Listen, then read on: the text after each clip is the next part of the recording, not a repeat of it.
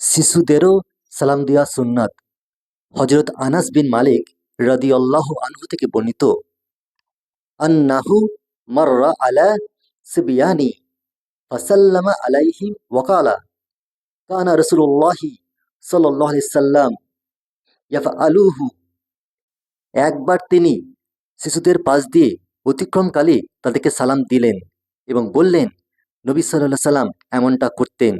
সহিহ মুসলিমের এক বর্ণনায় এইভাবে এসেছে, আন্না রাসূলুল্লাহি সাল্লাল্লাহু আলাইহি সাল্লাম মাররা আলা গিলমানি ফাসাল্লামা আলাইহিম। একবার রাসূলুল্লাহ সাল্লাল্লাহু আলাইহি সাল্লাম একদল বালকের নিকট দিয়ে যাচ্ছিলেন, সে সময় তিনি তাদেরকে সালাম দিয়েছেন।